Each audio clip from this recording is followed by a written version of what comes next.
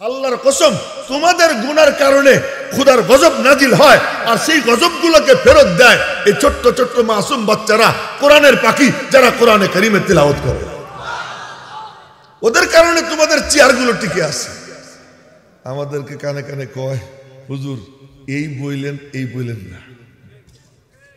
হ্যাঁ, আমি মনে মনে বলি, গরিবের বউ সবার ভাবি।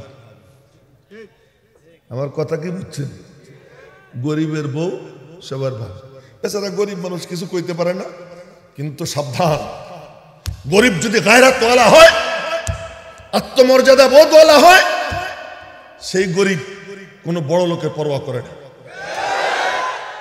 যখন কোনো আলেম নিজেকে চিনবে আমি কে, যখন এক তলেবে ইলম নিজেকে চিনবে আমি কে, যখন দ্বীনের খাদেম চিনবে আমি কে, সে তখন বাদশাহ। সে কারো পরোয়া করে না। সে বলবে হাম ভি কিসি কে বানায়ে হুয়ে হে, আমিও কারো বানানো, আমারও কারোর সাথে নিসবত আছে। জিস চমন কে লিয়ে খুন জিগর হামনে দিয়া হ্যায়, जिस चमन के लिए खून जिगर हमने दिया है, हर शाम को उन्वान सहर हमने दिया है, फिर भी बहारों के हम सजावारों नहीं है, अपनों की जुबानों में हम वफादारों नहीं है। আপনারা জানেন না, মাদ্রাসার হুজুররা হেফজখানায় এবং এমনিও মাদ্রাসার হুজুররা রাত্র 3:30 4টার অ্যালার্ম দেয় ঘড়িতে। কি জন্য অ্যালার্ম দেয়? শেষ রাত্রে উঠবো। শেষ রাত্রে উঠে যা পারে নামাজ কালাম পড়ে, এরপর জিকির করে। ছোট্ট ছোট্ট বাচ্চারা এই শীতের মধ্যে, কনকনে শীতের মধ্যে উজু করে, ঠান্ডা পানি দিয়ে উজু করে শুরু করে আল্লাহর কালামের তেলাওয়াত। ওরাও 2-4 রাকাত নামাজ পড়ে, হাত উঠায় মালিকের কাছে দোয়া করে। কি দোয়া করে? দোয়ার সার সংক্ষেপ, আল্লাহ আসমানি বালা আসমানি উঠাইয়া নাও, জমিনি বালা জমিনে দাফন করে দাও, আসমানি বালা আসমানে উঠাইয়া নাও, জমিনি বালা জমিনে দাফন করে দাও। তোমাদের ঘরে টেলিভিশন চলে, নির্বাচনী রাজনীতিতে যে গান শুরু হয়েছে, খোদার গজব নাজিল হওয়ার জন্য আর কোনো কিছুর দরকার নাই। পুরো দেশটায় নির্বাচনী প্রচার, ঘোরো, ভোট চাও, মানুষের দ্বারে দ্বারে যাও, কিন্তু যে মানুষটা ঘরে বসে কোরআন শরীফ তিলাওয়াত করতেছে, যে লোকটা মসজিদে দাঁড়িয়ে নামাজ পড়তেছে, যে লোকটা আল্লাহর জিকির করতেছে, যে লোকটা ছোট্ট বাচ্চা, শিশু বাচ্চারে মা ঘুম পাড়ানোর চেষ্টা করতেছে, তোমার গানের আওয়াজে, ওই চিৎকারে ওই বাচ্চা লাফ দিয়ে ওঠে। ওই নামাজি, তার নামাজের এক্সটেনশন, মনোযোগ তার নষ্ট হয়ে যায়। একটা লোক সিজদায় কয়বার সুবহান রাব্বিয়াল আলা পড়তেছে, গুনতে পারে না। তোমার নির্বাচনী সংস্কৃতি, আনন্দে নেচে গেয়ে নির্বাচনী বৈতরণী পার হওয়ার জন্য এই অভিযান চালাইতেছো। এইগুলোতে কি করে জানো? আসমান চিৎকার দেয়, আত্তাতিস সামা ওয়া হুক্কা লাহা আন তাইত্তা। আসমান চিৎকার দেয়, জমিন চিৎকার দেয়, পাহাড় চিৎকার দেয়, সমুদ্র চিৎকার দেয়। চিৎকার দিয়ে কি বলে জানেন? বলে কি, আল্লাহ তোমার খায়, তোমার পরে অক্সিজেন তুমি দাও। আল্লামা জালালউদ্দিন রুমি বলেন, আল্লাহ আমি তো প্রতি সেকেন্ডে মরি, প্রতি সেকেন্ডে নতুন জীবন পাই। এই যে আমার শ্বাস প্রশ্বাস আসা যাওয়া করে, বের হইছে, আল্লাহ যদি বলে আর ঢুকবে না, বাঁচবেন? ঢুকছে, আল্লাহ যদি বলেন আর বের হবে না, বাঁচবে? করোনার সময় দেখা গেছে একটু অক্সিজেনের জন্য তড়পাইতে তড়পাইতে যমুনা গ্রুপের মালিক কইছে আমার সম্পদের 60% দিয়ে দিব, ডাক্তার আমারে বাঁচাও। তড়পাইতে তড়পাইতে মরছে। এই আসমান বলে, মালিক তোমার খায়, তোমার পরে হাজারো নিয়ামতের মধ্যে ডুবা, আর করতেছে তোমার নাফরমানি, অনুমতি দাও, ঠাটা মারি। জমিন চিৎকার দেয়, মালিক অনুমতি দাও, আমি ফেটে যাই। আমার উপর দিয়ে নাচতে নাচতে যাইতেছে, গাইতে গাইতে যাইতেছে, আমি ফেটে যাই, এইগুলোরে ডাবাইয়ে দেই, জমিন বলে। সমুদ্র চিৎকার দেয়, মালিক অনুমতি দাও, মহাপ্রলয় হই, বন্যায় পরিণত হইয়া দেইগুলো ভাসাইয়া। আল্লাহ পাক বলেন, ওরা কি তোদের বান্দা বান্দি না আমার বান্দা বান্দি? জোরে কয় না আল্লাহু আকবার। বলবে কেমনে? ওই যে ঘুমাইছে একটা, ঘুমাইও না। আল্লাহ বলেন ওরা কি তোদের বান্দা বান্দি না আমার বান্দা বান্দি? তো আসমান জমিন সমুদ্র বলে মালিক ওরা তো বান্দা তোমার, বান্দি তোমার। যদি তোদের বান্দা বান্দি হয় দে শেষ করে, আর যদি বান্দা বান্দি আমার হয় আমি আল্লাহ অপেক্ষা করব। কাদের কারণে এটা? কাদের জন্য এটা? এই যে জিকির আজকার করে আমি নিজে দেখছি। প্লেনে চড়ছি, উলামা একরাম গল্প চলে আসছে, আমার কিচ্ছু করার নাই। প্লেনে চড়ছি, উত্তরবঙ্গে যাইতেছিলাম। আমার পাশে বসা মৌলানা হাবিবুল্লাহ মেসবা সাহেব রহমতুল্লাহ আলী, আমার পাশে বসা, আল্লাহ মাফ করে দাও, উনার পাশে আমি বসা, উনার পাশে আমি বসা, মৌলানা হাবিবুল্লাহ মেসবা রহমতুল্লাহ আলী। প্লেনে চড়েই বুজুর্গানে দিনের কিতাব খুলে পড়া শুরু করছে, কোরআনের আয়াত হাদিস। সারা পথ বিমান বালাদের দিকে একবারও নজর দিলেন না। নিচের দিকে চেয়ে পড়তে মনে মনে বললাম, ওরে আল্লাহ, প্লেন যে পড়ে না এদের কারণে পড়ে না। আর একবার প্লেনে চললাম, প্রফেসর হামিদুর রহমান সাহেব ইন্তেকাল করছেন কিছুদিন আগে। প্লেনে চড়েই উনার ডান পাশে আমি বসা, উনি জানালার পাশে বসছেন বাম পাশে, বসে কোরআনে কারিমের তিলাওয়াত শুরু করে দিয়েছেন। ওখানে বসে বসে অনেকে মোবাইলের মধ্যে ডাউনলোড করা সিনেমা দেখতেছে, গান শুনতেছে কানে দিয়া, নেকেট ছবি দেখতেছে। এরপরে ওখানে বিমান ভাইসে থাকে। আল্লাহ পাক বলেন বিমান কেমনে ভাসে জানিস? আওয়ালাম ইয়ারাউ ইলাত তাইরি ফাওকাহুম সাফফাত।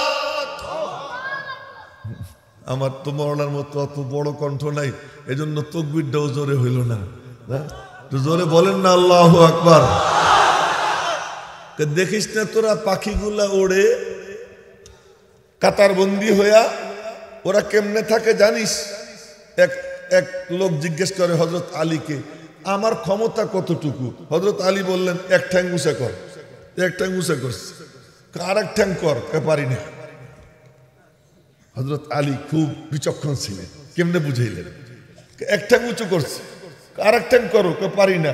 তোমার ক্ষমতা এতটুকু। আপনি এক ঠ্যাং উঁচা করে আর এক ঠ্যাং উঁচা করতে পারেন না, আর পাখি এখানে বসা শুধু আপনারে দেখছে, একটা উড়াল দেয় কয়েক হাজার ফিট উপরে চলে যায়। আল্লাহ পাক বলেন ওরা উপরে কেমনে উড়ে জানিস? মা ইউমসিকুহুন্না ইল্লার রহমান, মা ইউমসিকুহুন্না ইল্লার রহমান। ওদেরকে আমি আল্লাহ আমার কুদরত দিয়ে ভাসাইয়া রাখি, আমার হাতের উপরে ভাসাইয়া রাখি। মেরে মোহতারাম ভাইও, এই প্লেন উপরে ওড়ে আল্লাহ পাক ধইরা রাখেন, আল্লাহর কুদরত দিয়ে ভাসাইয়া রাখেন। তাই না ভাইসে থাকে? তোমার কারণে ভাসে। তুমি মদ খাও, তোমার কারণে ভাসে। তুমি গান গাও, তোমার কারণে ভাসে। তুমি সিনেমা দেখো, তোমার কারণে ভাসে। আল্লাহর কসম, আল্লাহর কসম, আল্লাহর কসম। কোন একজন বসে বসে জিকির করতেছে, লা ইলাহা ইল্লাল্লাহ, লা ইলাহা ইল্লাল্লাহ। কেউ মালিকের নাম নেয়, কেউ কোরআনে কারীমের তিলাওয়াত করে। ওই তিলাওয়াতের বরকতে আল্লাহ পাক বলেন, মনে তো চায় দেই দাবাইয়া, মনে তো চায় দেই ফেলাইয়া, কিন্তু ওই যে একজন আমার কালামের তিলাওয়াত করে, আমি মাওলার গায়রাতে ধাক্কা লাগে। আমার কালামের তিলাওয়াত করনেওয়ালা যখন প্লেনে বসা, চানিদম কে রোজে উম্মিদ বিম বদারা বনেকা বেবখশদ করিম। ওই একজন তিলাওয়াতকারীর বরকতে আল্লাহ পাক এই শত শত গান শোনা সিনেমাওয়ালা যারা, তাদেরকে আল্লাহ তাআলা ওখানে হেফাজত করে রাখে। আপনারা মনে করেন যা আমরা করি, প্রতিদিন আসমান থেকে আযাব নাজিল হইতে থাকে, প্রতিদিন। আর প্রতিদিন এই মাদ্রাসা থেকে তেলাওয়াত উপরে উঠতে থাকে। সুবহানাল্লাহ, জোরে সোরে কয় না? তেলাওয়াত উপরে উঠতে থাকে, জিকির উপরে উঠতে থাকে। তবলিগওয়ালাদের তবলিগি মেহনত, যে 2, 3, 4 ফেব্রুয়ারি বিশ্ব ইজতেমা, ওখানে যাবা, আল্লাহর সাথে নিজেকে জোড়ার জন্য মেহনত করবা, এই দাওয়াত চলতে থাকে। প্রতিদিন কোনো না কোনো মহিলা দেখা যায় কোনো ঘরে বৈশা, কোনায় বৈশা এক বুড়ি কোরআনে কারীমের তিলাওয়াত করতেছে। এই যে জিক্র আজকার, আল্লাহ পাকের কালামের তিলাওয়াত, আল্লাহর কদমে সিজদা, এটা উপরের দিকে যাইতে থাকে। নবীজি মেরাজে গেছেন, মেরাজে গিয়ে দেখেন আল্লাহ পাকের আরশে আজিমের সামনে লেখা, কি লেখা? ইন্না রহমতি সাবাকাত গজবি আমার রহমত আমার গজবের উপর বিজয়ী। নিচের থেকে রহমত উপরে যাইতে থাকে, গজব উপরের থেকে নামতে থাকে, গজব আর রহমতে গুতাগুতি হয়, গজব হাইরা যায়, রহমত বিজয়ী হইয়া আসমানে উঠে চলে যায়। আসমানি বালা আসমানে ফেরত পাঠায়। আল্লাহর কসম, তোমাদের গুনার কারণে খোদার গজব নাজিল হয়, আর সেই গজবগুলোকে ফেরত দেয় এই ছোট্ট ছোট্ট মাসুম বাচ্চারা, কোরআনের পাখি, যারা কোরআনে কারিমে তিলাওয়াত করে।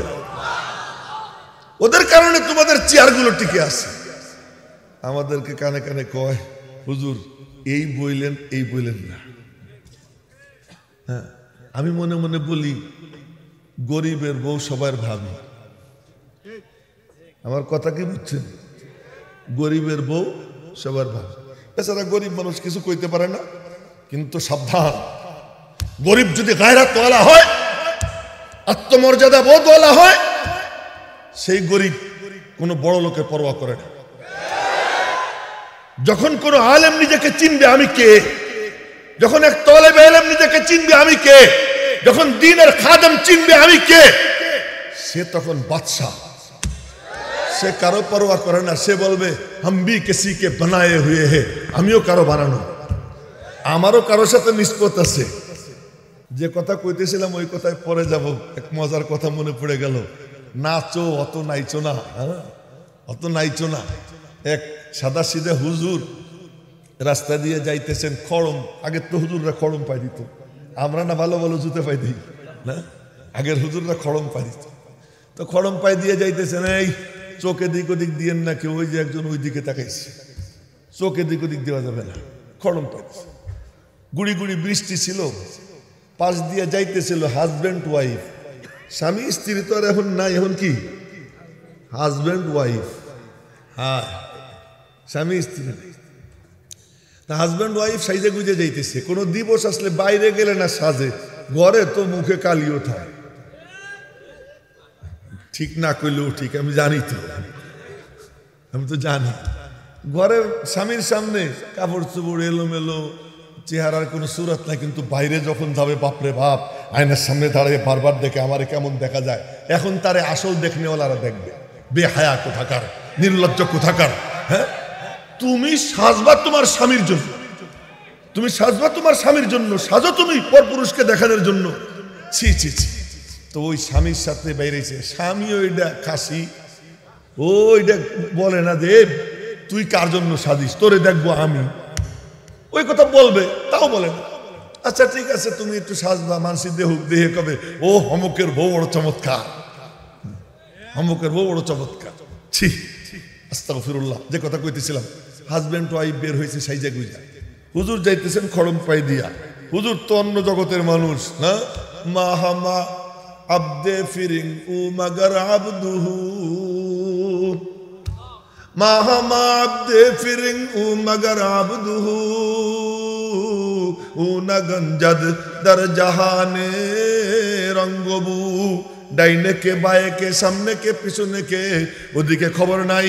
আল্লামা জালালউদ্দিন রুমি রহমাতুল্লাহ আলাইহি বলেন, বাখুদা খবর না দারাম চু নমাজ মি গুজারম, কে রুকু সুত্তামামে কে ইমাম বুদ।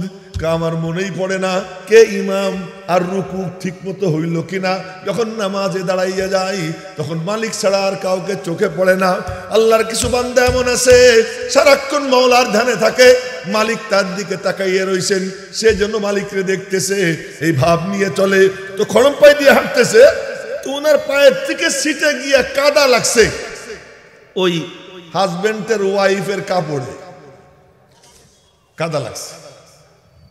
শোনেন শোনেন, নিচের দিকে চাইেন না, হেলানো দিয়েন না, সোজা হয়ে বসে এই দিকে চাইয়ে থাকেন।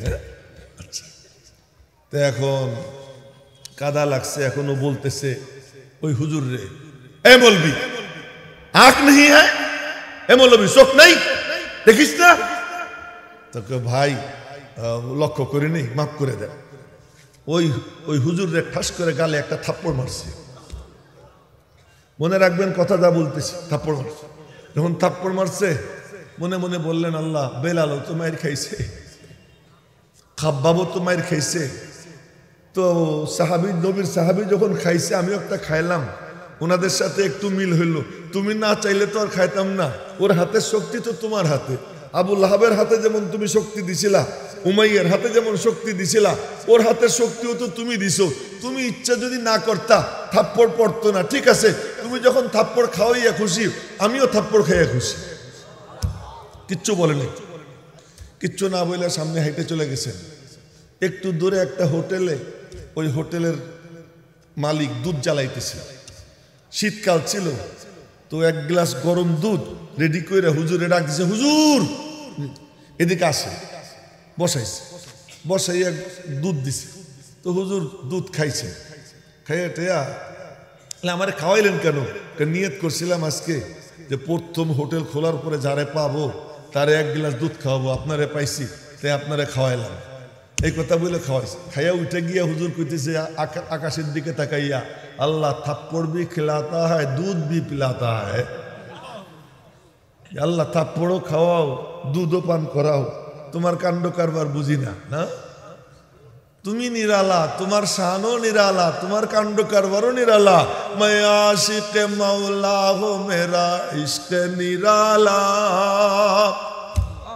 मैं आशिक मौला हो मेरा इश्क निराला, जुमला जहां जिसकी तजल्ली से उजाला। ফাঁকে অল্প একটা ছোট্ট কথা বলে দিই, সমুদ্রের মধ্যে লাখ লাখ কোটি কোটি ঢেউ, ঢেউগুলো আলাদা কিছু না, সমুদ্রেরই ঢেউ। আমি আপনি এখানে বসা, আমি আপনিও আলাদা কিছু না, আমার মালিকের নূরের তাজাল্লি আর কিচ্ছু না, এটা তারই সব কিছু। তো ওই হুজুর বলছেন, আল্লাহ তোমার লীলা খেলা, দুধও খাওয়াও আবার থাপ্পড়ও খাওয়াও, আচ্ছা ঠিক আছে আমি রাজি আছি। এই বলে উনি হাঁটা দিছে। ওই স্বামী স্ত্রী বাড়িতে গেছে, ঘরে উঠতে গেছে, একটু উঁচু ছিল, উঠতে গিয়া স্বামী পিছলে খেয়ে পড়ে গেছে। পড়ছে তো পড়ছে, জায়গায় মরেও গেছে। আল্লাহু আকবার একটু কইল না, মরে গেছে। আরো জোরে বলেন সবাই আল্লাহু আকবার। আল্লাহু আকবার জোরে বলা সুন্নাত, জোরে বলেন আল্লাহু আকবার। মরে গেছে।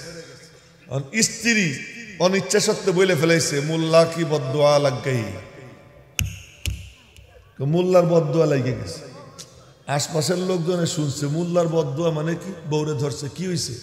কয় যে এমন এমন ঘটনা, হুজুর রে থাপ্পড় মারছিল, হুজুর মনে হয় বদদুয়া দিছে।